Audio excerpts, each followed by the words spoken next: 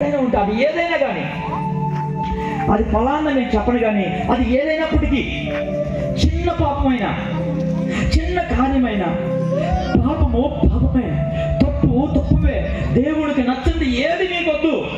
ఎందుకంటే మనం పరలోక రాజ్యానికి వెళ్తున్నాం. పరలోక రాజ్యానికి వెళ్ళకోకుండా సాతాను తన రాజ్యంలోకి లాక్కోవడానికి ఎన్నో వలలు చూశాడు. ఆ విలువైన వస్త్రాలు చూసి వాటి మీద ఆశ కలిగింది, అందుకని వాళ్ళు తెచ్చుకొని ఇంట్లో పెట్టుకున్నాడు. అదే తన జీవితంలో చేసిన పెద్ద పాపం. చూశాడండి, ఈరోజు నీ దేహానికి నీ కన్ను దీపంగా ఉంది.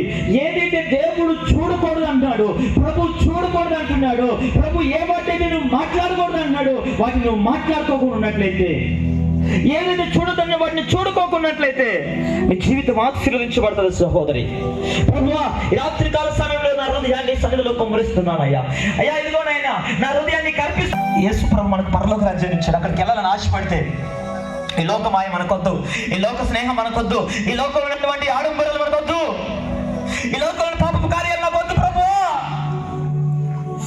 ఓ దేవా కడుగయ్యా. అనేక సార్లు సత్యం విన్నాము, అనేక సార్లు సత్యం తెలిసి కూడా ప్రభు మేము ఇంకా పాపంలోనే పడి ఉన్నామే. నన్ను కడుగు ప్రభువా. నా కొరకు నువ్వు కలవరి శిలువలో బలి అయినావే. అమ్మలారా, నా కోసం ఏడవద్దు, నీ కోసం నీ పిల్లల కోసం ఏడవడని యేసు ప్రభువు వారు ఆ రోజు యెరూషలేము కుమార్తెలు చూసి చెప్పాడు. ఈరోజు మనల్ని చూసి చెప్తున్నాడు, నీ దగ్గరతో చెప్తున్నాడు. అక్క తల్లి, నీ కుటుంబంలో ఇంకా ఎవరైనా రక్షించవలేదా? నీకే సరైనటువంటి రక్షణ లేదేమో. యేసయ్యా నన్ను కడిగి శుద్ధీకరించి ప్రభు, పాపములు దాచిపెట్టేవాడు వర్ధిల్లడు అన్నావయ్యా. వాటిని ఒప్పుకొని విడిచిపెట్టేవాడు కనికరం పొందును అన్నావయ్యా. డాడీ రాత్రి కాల సమయంలో నీ పాదాల దగ్గరికి వస్తున్నాడయ్యా. కడగండయ్యా, శుద్ధీకరించండి. ఈ గ్రామాన్ని, గ్రామ ప్రజలను ప్రభు, చిన్నలు పెద్దలు అందరినీ మీ పాదాల దగ్గర దైవజనులుగా మేమందరూ మా గురించి ప్రార్థన చేస్తున్నామయ్యా. యెహోషువ తన వస్త్రములు చెప్పుకున్నాడు. 36 మంది సైనికులు చనిపోయారే అని. 36 మంది దూరంలో అయిపోయారు. వారి పిల్లల నాదులు గంభీరి కారణం ఆకాను చేసిన పొరపాటు కదా ప్రభువా.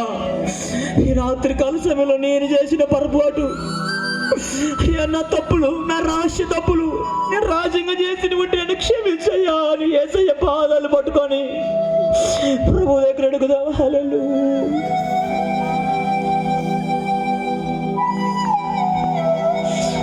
దేవానికి స్తోత్రం.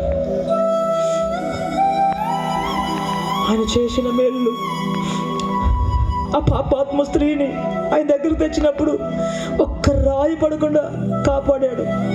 ఆ యేసయ్య రాత్రి కలిసి నీవు కూడా యేసయ్య దగ్గరకు వచ్చి నిలబడితే నీకు క్షేమము, నీకు రక్షణ.